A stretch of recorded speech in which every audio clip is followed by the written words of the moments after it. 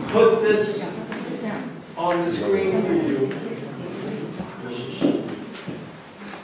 because when I'm trying to answer questions, as some of you have seen, I go over here, then I go over here, and someone asks another question, and pretty soon we forgot what we were talking about.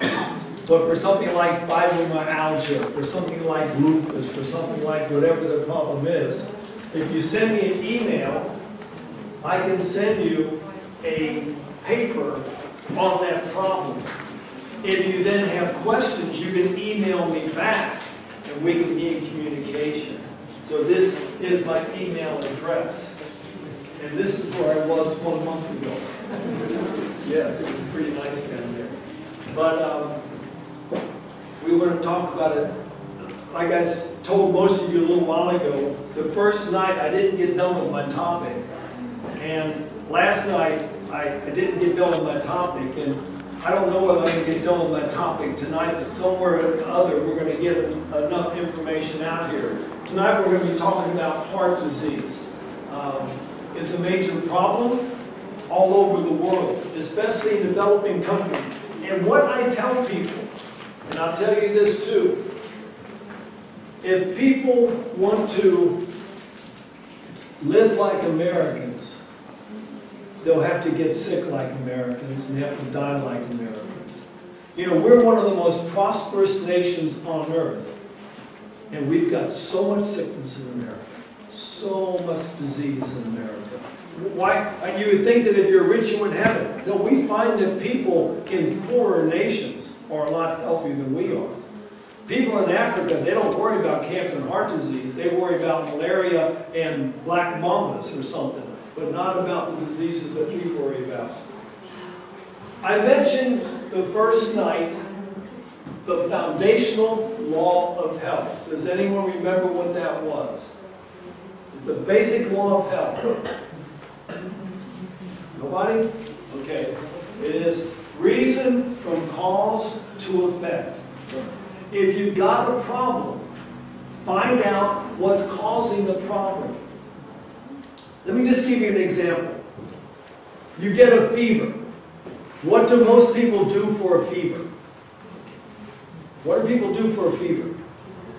They take an aspirin to do what? What's the purpose of the aspirin? To get rid of the fever. Well, why did you get a fever in the first place? I'll tell you what the fever is for. The fever is your immune system trying to fight whatever it was that's getting you sick. You should thank the Lord for the ability to get a fever. Because it raises the body temperature, which raises the white blood cells, makes them go faster, makes them more numerous, and you can fight the disease. But we take a tablet because the fever is inconvenient. No, what we should do is find out what is it that's causing my immune system to become agitated. It's like, and I don't see too many of them here, but many countries I go to, people have a lot of dogs. They've got dogs to protect them. So in the middle of the night, their dog starts barking. Are they going to go out and shoot the dog? Will they? Why won't they shoot the dog? Because the dog is telling them there's a problem out here. Pain, sneezing, runny nose, fever is the dog barking. And we've got to find out what it's barking at and fix that problem, and everything else is taken care of. And then I said basically health is about three things. We're doing just a little bit of review here. It's about three things. First thing was, first thing was what we put into our bodies. The second thing is what we do with our bodies. Does anyone remember the third thing? Sleeping. Sleeping. Resting. All right, resting is important. That is what we do with our body. The third one is, to me, as important or more important than the first two. Because the third one is what you generally think about your life. It's right here, right? We talked about this. How many diseases begin here? 90% of diseases begin in your minds. Because we get into a negative outlook. When we get mad, our immune system gets weak. our immune system gets weak, we get a disease. The number one disease in Iceland, from the studies I have done, is coronary heart disease. The number two is other types of vascular diseases like strokes. And number three is cancer. These are your big three in almost every developed country. In the undeveloped countries, they don't have these things quite as much. Let me give you a little story. I like to tell this particular story about these three factors, lifestyle factors in our diseases.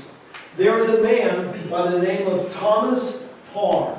He was born in 1483. He died in 1635. Now people say, well, people didn't live very long back then. Yes, they did. You had some people who lived to great ages back then. The reason why their lifespan is considered very short is because so many children died in childbirth. If you could live to be 21, you had a good chance of living to be 81. But this man lived to be 153 years old. Now, there are some reasons why he lived this long. One reason was he was a farmer. That means he was up and out, working hard every single day. So what he did with his body was very important. Probably the second reason why he lived so long, he got married the first time at the ripe old age of 80. So he had 80 carefree, non-stressed years of life before the stress came on. But that's okay, he still lived a long time. As a matter of fact, he got married the second time at 110. He outlived this wife. He got married again either 110 or 120. At 130, he had to do penance in the churchyard for fathering a child out of wedlock. The guy was quite a person. But when he was 153, this was in England, the person upon whose land he'd been working for all of these decades discovered that this guy was down there, and he says, wow, I think the king would like to meet you. So he decided to take him to see King Charles I in London. His reign went from 1600 to 1649. So he takes him to London to see the king. Now, imagine this. Here's this man, 153 years old, and he's got all of his memory left. I mean, he's sharp as a tack. You know, senility is something that is coming the last 50 years. And this guy could tell the best stories in the world about what happened. See, King Charles was the 10th king, or the 10th monarch in this man's lifetime. He could tell great stories. And so he tells these stories, and the king says, look, you don't have to go home. You don't have to go back to work. Come live with me in the castle. You can eat from my table. I'll give you servants. Your working days are over.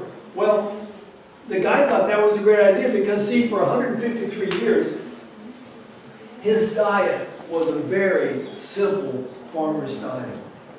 Very simple.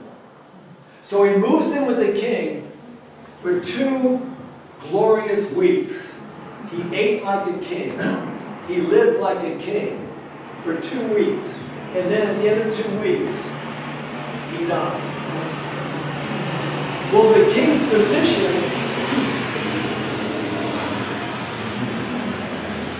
physician decided something's wrong here. So he did an autopsy on this man's body. And he made 2 discoveries. First discovery, he had the digestive organs of a young man. Everything was in great shape inside of his body. But 2, everything in his body was inflamed. Inflammatory process. 2 weeks on the king's diet killed a man who had lived for 153 years. Pretty amazing story, if you ask me. But it tells me the more we live like the farmer, getting up early, going out to work, going to bed early, working hard, eating simple, that's the way. As a matter of fact, science has only found one guaranteed way to live longer. One way. Anyone know what that one way is? That guarantees you will live longer. Eat less food. Caloric restriction. If you restrict your caloric intake 20 to 30%, you will live longer. Now, no one wants to do that because we like our food, don't we? Well, if you just ate 2 meals a day, you're restricting your caloric intake. Now, some people are so afraid, if I eat 2 meals a day, I'll starve to death. I make you a promise. If you go to 2 meals a day and you starve between lunch one day and breakfast the next day, I'll pay for your funeral expenses. Everything. I'll have your family flown in from around the world if that's what it's going to take. But you're not going to starve to death. Does it take a little bit getting used to? Yes, it does. But I'm so used to it now, I don't even think about it. Now, is it my religion? No. If someone invites me home and wants to give me some food at night, I'll eat the food at night. But when I get out of here at nighttime, when I get home at 11 o'clock at night, it's not time to eat, folks. If you're going to go home tonight and get some food because I've worn you out, you will not have a good night's rest. And all that food, when you are in a horizontal position, cannot be properly digested, and you will have problems. Now, I got this next word from Google Translate. Hopefully it's right. It should say blue zones. Does that say blue zones? I was surprised it said blue, but anyway. Does anyone know what a blue zone is? No one knows what a blue zone is. Do you get an Icelandic edition of National Geographic? Or some edition. In November of 2005, I think it was, there was an article on blue zones. Blue zones are places in the world where people live the longest. Now that said, Iceland should probably be a blue zone. In all the world, Icelandic boys have the greatest potential for life expectancy. You realize that? 81.2 years for Icelandic boys. But we're looking at specific groups of people who live the longest. And they found 3 of them. One is Okinawans. They live to, there's many, many centurions there, people who lived over 100 years of age. Very simple diet, very simple lifestyle. Second place is in a place called Sardinia, which is an island off of the tip of the boot of Italy. And it's just a small group of people who live a very long time. The third group of people are people who live in the area of Loma Linda, California. Has anyone ever heard of Loma Linda? Okay. What's around Loma Linda? What's at Loma Linda? It is what we call an Adventist ghetto. Yeah, it's an Adventist ghetto. There are hundreds of thousands of Adventists who live in that area. And for the most part, we practice, and I'm an Adventist, and this isn't a religious statement, Adventists are the most studied people in the world when it comes to health. Because there's something about Adventists that makes us live between 11 and 13 years longer than everybody else. Matter of fact, an interesting study that they did, a big study that they did, of people who are dying of coronary heart disease. The first group they look at is the regular group of people. Just the people who live in the Loma Linda area who are not Seventh-day Adventists, who eat everything that crawls, flies, and slithers across the ground. And their relative risk of heart disease is at a 1. There's always going to be someone's going to be a 1. Second group of people are Adventists who live in the area who eat pretty much the same way as these people here. But they have 44% less heart disease deaths than these people here.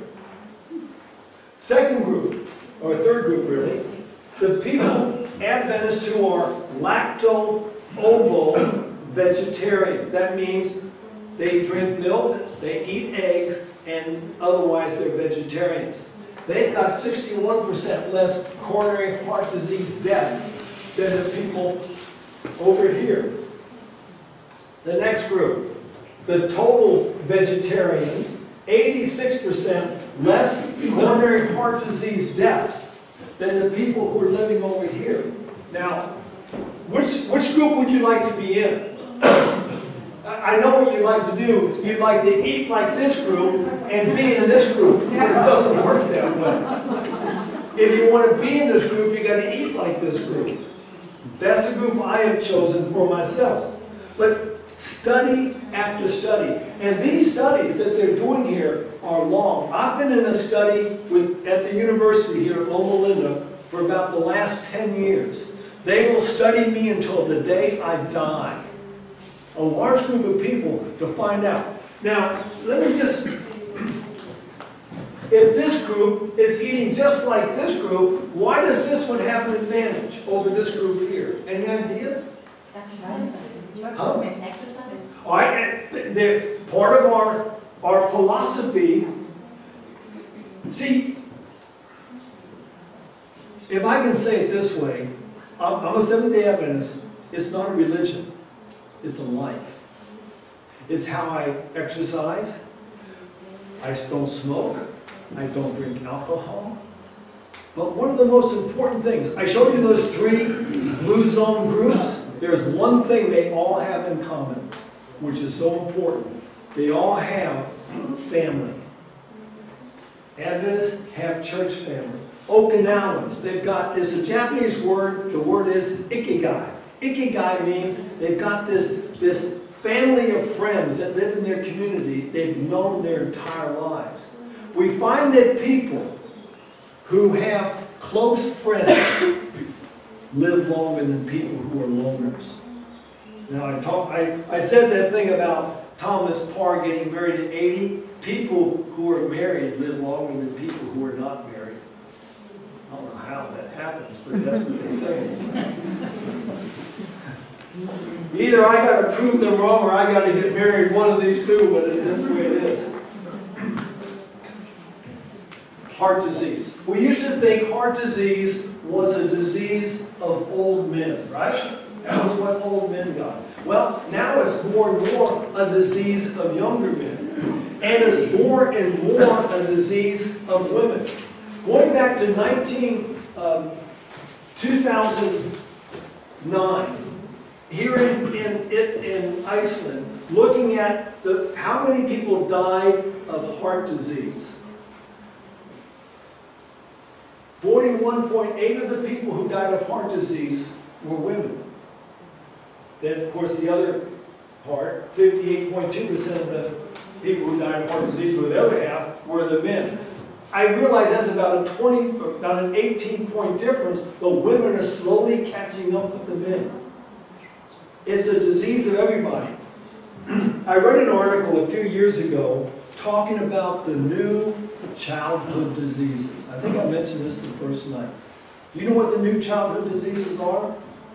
Osteoporosis, coronary heart disease, type 2 diabetes, depression. These are all new diseases of children today.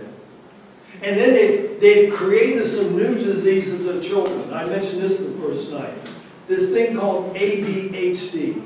There was no such thing when I was a child. Children learn to behave. Now, I'm not saying that there's not something wrong now. It's not that they're not behaving. But if you look, if you have children, if you, just yourself, go home and look at anything that you have in your cupboard that comes in a box. Any food in a box, and look at the ingredients. If any of it says artificial colorings, artificial flavorings, or artificial preservatives, you are messing with your nervous system. And that nervous system is going to cause you to have adult ADHD, or ADD, or chronic fatigue syndromes, or other autoimmune diseases. We've got to detoxify our body by watching what we put into our bodies. So there are certain stages, certain steps we're going to take, or that's going to tell us we're heading for coronary heart disease. The first one, very simply, is lifestyle choices that we make. If you are making wrong lifestyle choices, right now,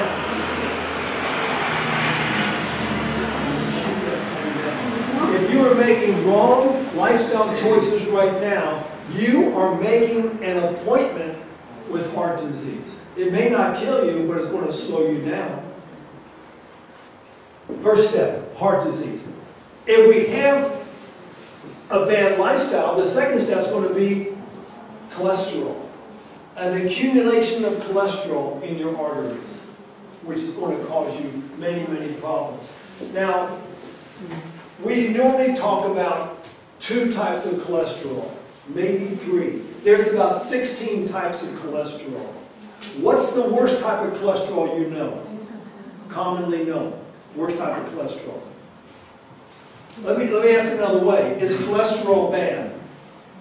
No. Where do we get cholesterol?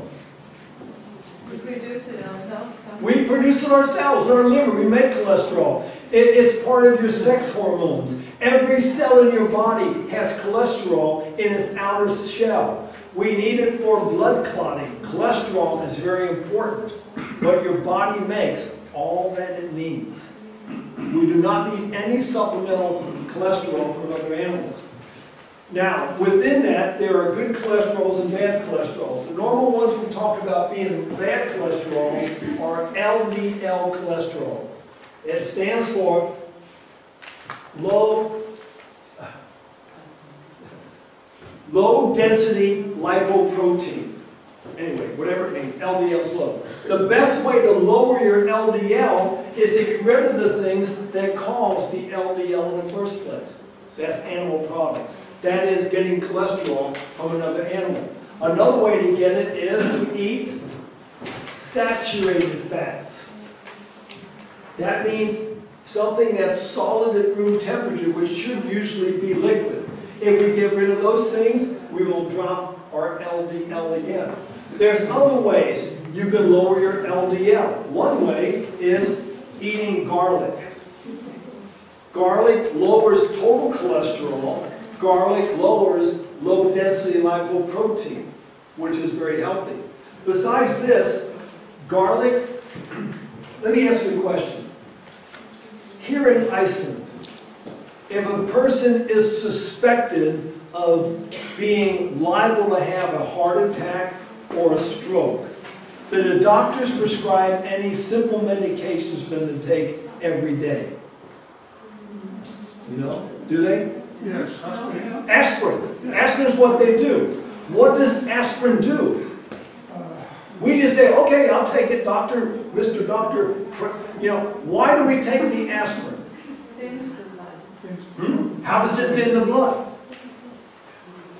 I mean, water thins the blood. How does aspirin thin the blood? I'll tell you how it does it. It poisons the ability of your blood to form a clot. Does that sound like a good thing? That's not a good thing. And so people who take the aspirin a day have a tendency to bleed more. If they cut themselves, they can't stop because the blood clotting mechanism has been poisoned. Besides that fact, which makes it even worse, is that aspirin can burn a hole through your stomach lining. And now you start to bleed. You can't stop the bleeding. Now you've got what's called a bleeding ulcer. Is that bad news? That's very bad news. So instead of taking the aspirin a day, what else can you take? 1 clove of garlic a day will do the same thing without poisoning your blood. Or a small glass of grape juice will do the same thing. Or drink more water. Or eat less fat. Or do all of the above without the aspirin, and you will be much healthier for the experience. Another thing that they've found to lower the LDL, and of course they do this with rabbits. You know, sometimes when you look at all these studies, they're working on animal models, which isn't a very good model for human beings. But I think they've also taken this one over to the human spectrum.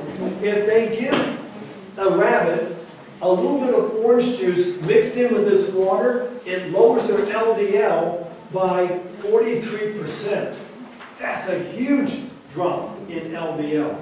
If they mix grapefruit juice with the water, they lower their LDL 32%. That's a pretty cheap way of lowering the LDL. And your LDL is what's going to stick to the walls of your arteries. How else can you lower your LDL cholesterol? Does anyone know? High fiber diets. Fiber binds with LDL and takes it out of the body. You do not want this fat in your body.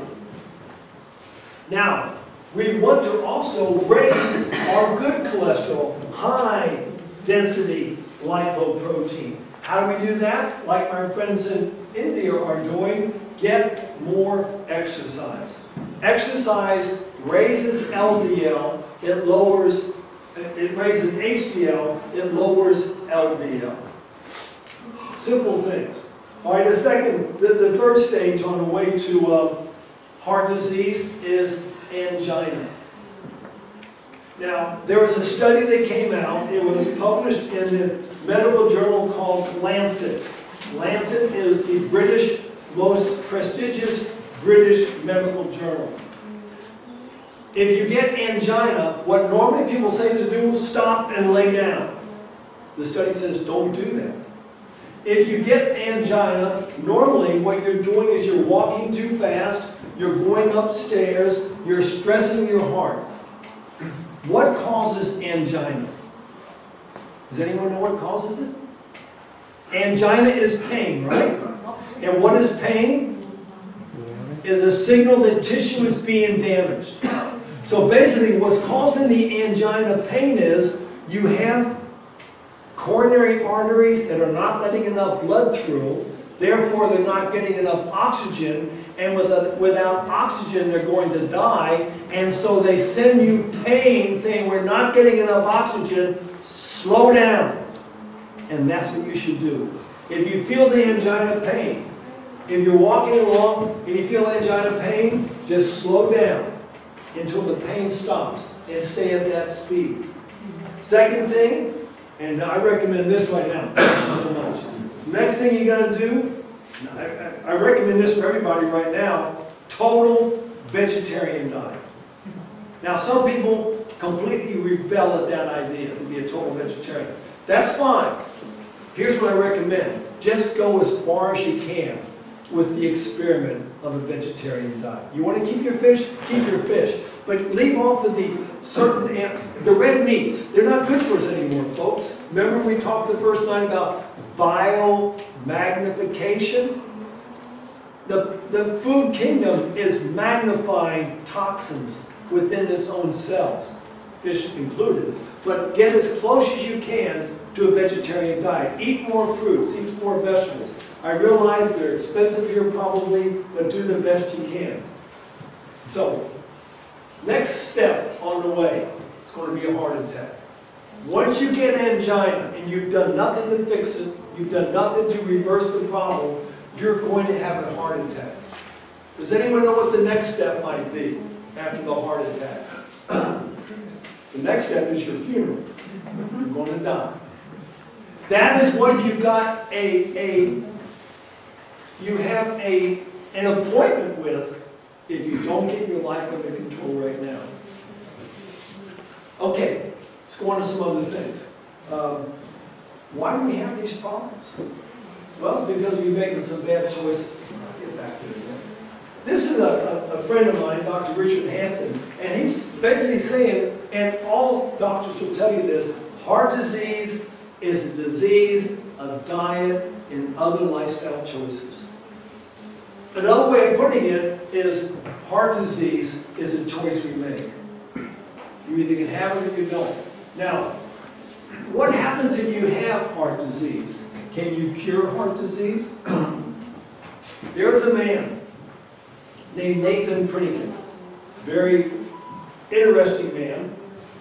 When he was in his 40s, he was told that his heart was so diseased he could not live, that he was going to die.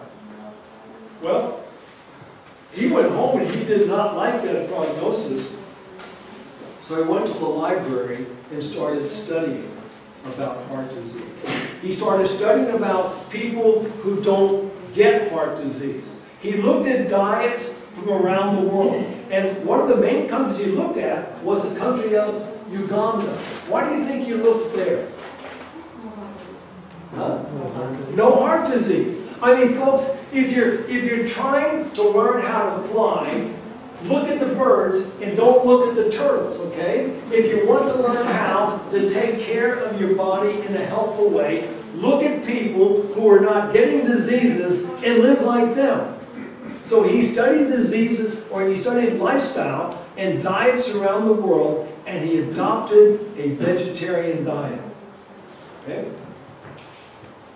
He dropped his cholesterol from 280 to 94 in a very short period of time. I mean, that is phenomenal to drop your cholesterol that far. And the next thing he did is no atherosclerosis, completely cleared up his arteries. When he died 30 years later, having been told you don't have long to live. And he finally died of leukemia that was caused by radiation when they were working on his heart disease, trying to figure out what his problem was. Radiation-induced leukemia. But at the end of his life, in his will, he says, when I die, I want you to autopsy my body and look at my heart. When he died, they looked at his heart. It was the heart of a young man, completely recovered. Heart disease is completely curable. Now, that said, if you've had a heart attack and you have damaged part of your heart and it's become a scar tissue, you can't reverse that. But the rest of the heart can be strong enough to keep you going. But the best thing to do is don't get the heart attack. Start working right now. Here was Dr. Pritikin's schedule for a diet. It's completely different than most people's ideas, but back there, 10% fat, 10% protein, 80% carbohydrates. Now people think you can't survive on that. He survived quite well on that. He survived 30 years with terminal heart disease, and if we adopted this one right here, matter of fact, you can go even lower on the fat. Now, when we talk about fat, we're talking about good fat. What's the best fat you can take? Any ideas?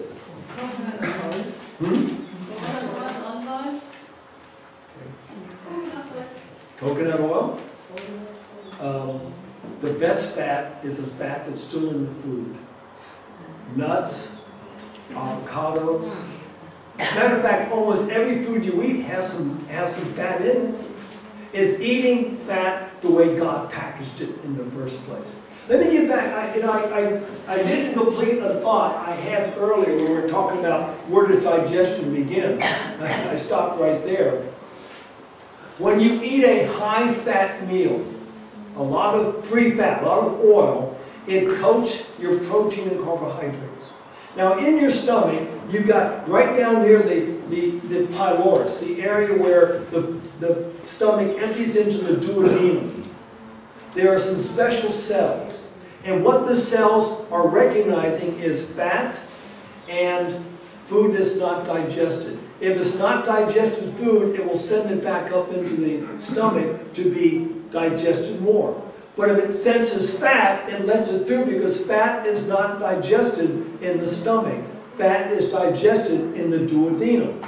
But if you've had a high-fat meal and it has covered your protein, and so your stomach sees fat, it lets it through, the fat is digested, what is left? Undigested protein, undigested carbohydrate. It's not supposed to be in your digestive tract. It starts to ferment. It starts to produce alcohols. It starts to produce different types of cyclic amines that can cause cancer.